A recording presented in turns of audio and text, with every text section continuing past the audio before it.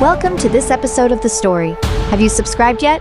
Chapter 73, Exploring the Iceberg and the Mysterious Magic Formation. Sumu and the others arrived at the bottom of the iceberg. Looking at the cave entrance covered by ice and snow, they felt both anticipation and a bit of worry. They were anticipating that this cave entrance might lead them to the location of the dark spirit sex ritual, while worried that there could be unknown dangers hidden inside. Sumu circulated his spiritual power to melt the ice and snow at the cave entrance. The entrance gradually emerged, and a stale and cold air rushed towards them. Sumu took the lead in stepping into the cave, and the team members closely followed him. The light inside the cave was dim, with only some faint ice, blue glimmers flickering, barely lighting the way forward. They walked along the narrow passage. The ice walls on both sides of the passage were engraved with various strange patterns. These patterns seemed to be telling an ancient story, but due to the passage of time, many parts were already blurred. As he walked, Sumu carefully observed, trying to obtain useful information from them. Suddenly, a spacious ice cave hall appeared ahead. In the center of the hall, a huge magic formation emitted a mysterious light. The magic formation was composed of ice blocks of various colors, and the ice blocks were engraved with runes. The runes glimmered faintly, interweaving to form a complex pattern. Sumu approached the magic formation, trying to interpret the meaning of the runes. He found that these runes were closely related to the symbols they had seen in the ruins and on the ice wall before.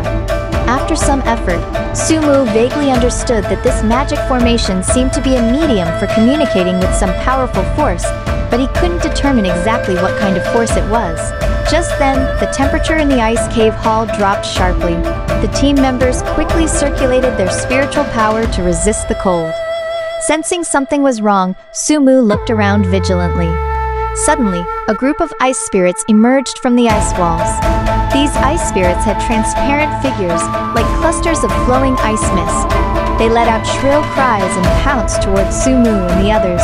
Sumu quickly drew his spiritual power long sword, circulated his reverse, time spiritual power, and charged towards the ice spirits. Under the effect of the reverse, time spiritual power, the speed and power of Sumu's attacks increased significantly. Every time he swung his long sword, several ice spirits would be dispersed. The team members also unleashed their respective spiritual power spells and engaged in a battle with the ice spirits. There were a large number of ice spirits, and they were agile, constantly changing their attack directions, causing quite a bit of trouble for Sumu and the others. Sumu discovered that ordinary spiritual power spells had limited damage to the ice spirits. They had to find their weaknesses to effectively strike them. During the battle, Sumu noticed that the ice spirits were quite sensitive to high temperatures. He immediately shouted, "Everyone, use fire-type spiritual power to attack. These ice spirits are afraid of fire." Hearing this, the team members immediately cast fire-type spiritual power spells. For a moment, flames blazed in the ice cave hall. Under the attack of the flames, the ice spirits let out shrill cries and began to gradually dissipate. As the ice spirits were gradually eliminated, Sumu once again focused his attention on the magic formation.